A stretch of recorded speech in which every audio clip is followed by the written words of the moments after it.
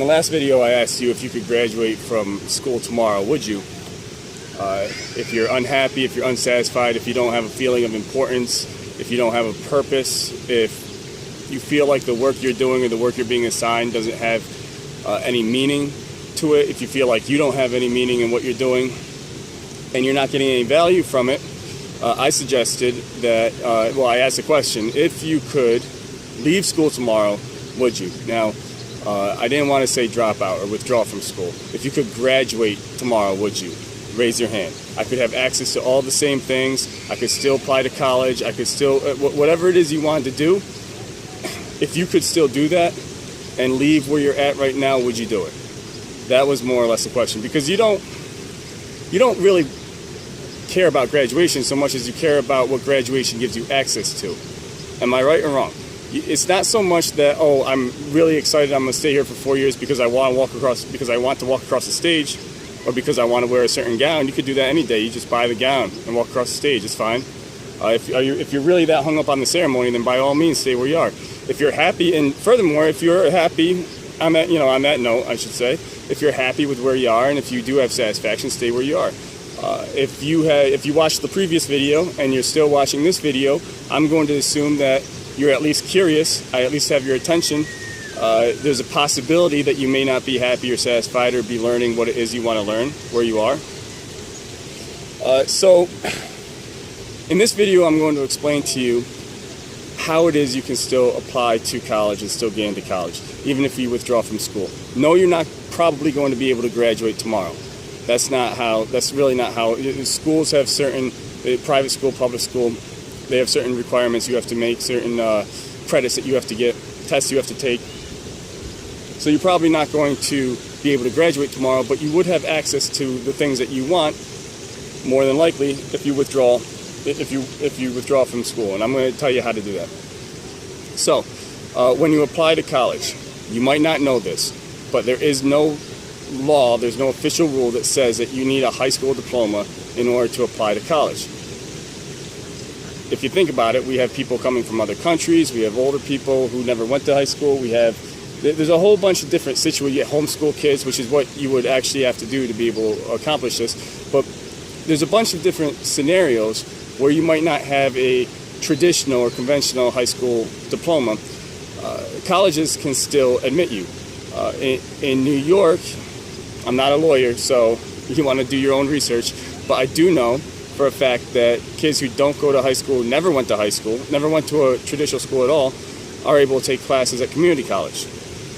Right? So you don't actually need a traditional transcript or traditional diploma to get into community college either. So what is it you do? What is it you have to do in order to go to college, to apply to college, without having a traditional high school diploma? Well, what colleges are looking for, whether you have a diploma or not, they're basically looking for the same thing. They're looking for your ability to do academic work, right? And they're looking for your character. Now, it depends on the college. Every college has an admissions, every college has a website. Every college has an admissions office. You contact them, but essentially what you can do is it kind of fits into two categories. You can do schoolish things, right? And you probably should, depending on the college, but most of them are going, not all of them, but most of them are going to look for these things. Take the SAT test, take SAT subject test, take CLEP tests. All those different tests that I'm not a big fan of, but that are sort of a quick and easy and dirty way to see that you are proficient academically or meet some kind of minimum standard academically, you'll have to take those tests. You'll have to do that anyway, whether you were in school or not. Okay? If you were, let's say I'm talking to a high school freshman right now or a high school sophomore, you have 1 or 2 years or maybe a couple semesters or maybe 3 years of high school. So you have those transcripts. You can include those. You can, so you have all those kind of, like I said, like those, you can take community college courses. You can sign up for some of those. All right? You can do that without a high school diploma. You can do that at 11 years old. I wouldn't recommend it. Even if you were a person who was, academically gifted, if you want to call it that, or academically inclined, and you had the capacity to do it. My personal opinion is that someone that young, there's other things that they can be doing besides going to community college. But if you're a little bit older, I'm not going to put 14, 15, 16, 17, whatever it is, and you want to take a couple of community college courses, that would also shore up and at least give some backbone when you try to sell yourself to a college as being academically proficient. Now, that's all the stuff that you probably that would be good to do that maybe you wouldn't want to do. The community college thing is a little exciting. I don't know anybody who gets super excited over SATs, but there are things that you could put on your transcript. Your transcript. You will be writing your own transcript. There are also services that can do that for you. I can do that for you, brianhussey.com. Free plug. But you could also have a parent do it for you. There's tons of resources online. You can look this up. I have actually examples on my website that you can download. But at any rate, and there is no clear-cut 100% formula as to what all these transcripts look like. But just to let you know what goes on them. The easy stuff I just explained, all the test scores and the classes and whatever, those sorts of things that you took. The other part of it is the exciting part, and it's the reason why you would be doing this to begin with, I would assume. I said in the previous video, if you haven't seen it, you should watch it. It makes a little bit more sense. But I mentioned in the previous video that what we need is a sense of importance. And there's also some criteria that need to be met for us to be fulfilled. You should come to the work willingly. You should be able to express yourself in the work, and you should know the purpose to the work. All of those sorts of things, and I put in the notes because I forgot to say it in the video, but I put in the notes at the end of the slide that all of those things can actually be found in after-school activities. Ironically enough, extracurriculars, you can find a lot of that stuff on a sports team, in an art club, in a creative writing club. I ran for a while, a hiking club. I ran that for a while too. But there's a math club. Even math is something that you think, okay, traditional school, you have math in school, but then math club, if you go willingly to that club and you have some kind of purpose for doing it, and you're surrounded, and the other piece too is social, you're surrounded by other people who are doing these things, there's a certain, you get an importance, you get an excitement, you get this interaction. It's all these kinds of things that give your life meaning and give your life purpose and direction and focus. It's things that you can write passionately about. And that's the other part of the transcript that I would encourage you to do. You would do a narrative transcript, all right? So the narrative transcript would mean, okay, these are the sorts of projects I did, or these are the sorts of volunteer experience that I had, or these are the sorts of internships I did. Whatever it is that you're doing, you would keep track of that. You would possibly have some kind of product that you did. You're going to have to make good relationships with people that you're involved with, because they're going to have to write you letters of recommendation, because admissions officers aren't going to just look at that and take your word for it, likely. But you're going to have to construct it in a way that sells yourself to the admissions office, which actually should be easy, because these are things that you're going to be passionate about. These are things you're going to try, you're going to fail, you're going to learn, you're going to succeed. You're going to have some kind of final product at the end of it. You're going to have some kind of experience that you can attest to, that other people can speak to your worth. You're going to look at this transcript that you write, and you're going to look at it, and it's going to have meaning to you. You're going to want to frame it. You're going to want to show it to people and share it with people. It's going to be something you're proud of. Take a look, print out, if you're in high school right now, or if you graduated, whatever, print out your transcript and look at the different things that are on that transcript, and say if you can say the same thing about those things. Is this something that helped you discover more about yourself? Is this something that gave you meaning? Is this something that is that something that you feel as though contributed to society, added value to yourself, where you could say that, you know what, I was important in this process. Society is better off. A community is better off. One other person is better off because I did this thing. I'm better off because I did this thing. Right? All of those sorts of... So in transcript A, you have from conventional school, right? A conventional, a traditional public school, even private school, most of them. You have a bunch of stuff that people tell you to do, and then you do it to the best of your standard. You look at the rubric, you look at the grading policy, whatever it is, you do the best that you can to get the certain grade to get into the certain school. Okay, let me tell you something. That is a safer bet. It's an easier bet. It's a sure bet. We are not... but I'll say this, that is the easier and the surer and the safer, I use the word safer, definitely the safer bet. Go to school for 4 years. That is the safe way to do things.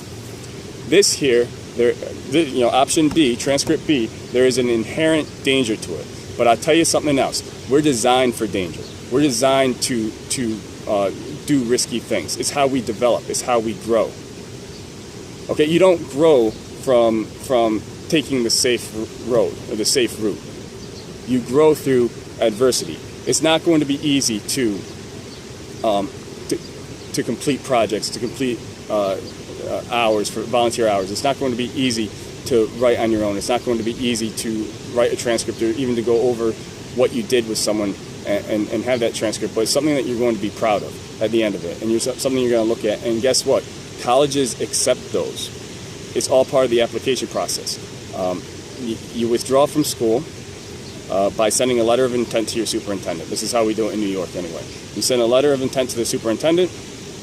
You declare that you're going to homeschool. You actually have to have I believe your parents are going to have to do this part.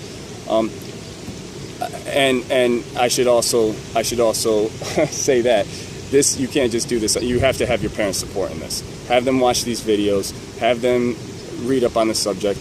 Have them listen to you, or at least express yourself. Say how you're unhappy, and you're not getting out of school what you hope to get out of an educational experience,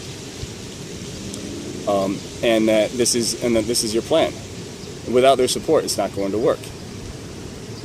All right, but this is basically just how you do it. You have to, and here's the other piece too.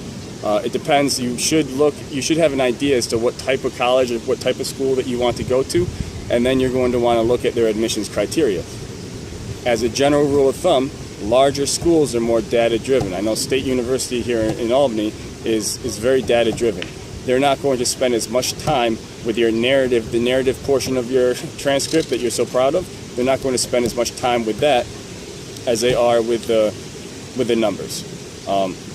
And you're not going to be giving yourself grades. You could, if you want, you could just give yourself all A's and be top in your class of one. That's kind of silly. And grades aren't a necessary part of transcript. There are schools out there that don't give grades.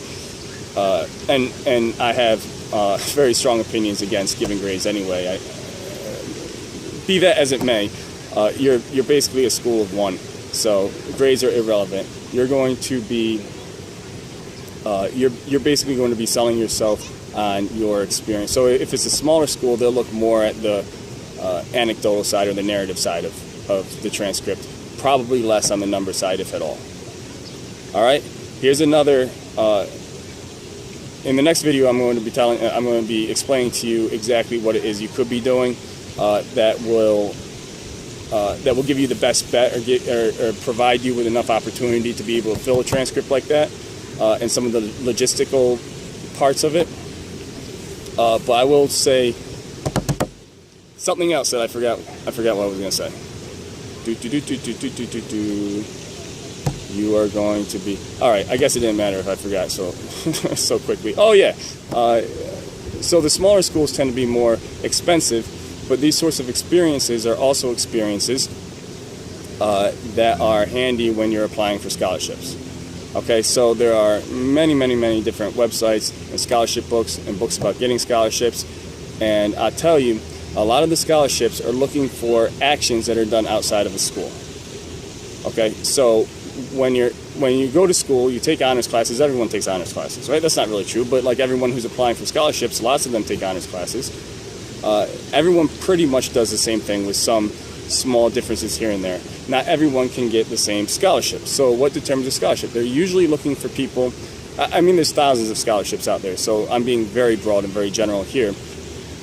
But when you're outside of the school building and you have all day long to plan out and craft what your educational experience is going to be like, you're going to have a broader and a deeper set of experiences that you can draw upon when it's time to apply for scholarships. So you can go to that smaller school, get more scholarships, or even go to the bigger school, get more scholarships, be able to pay for it. And how I encourage students, and when I teach, to graduate from college debt-free or as debt-free as possible.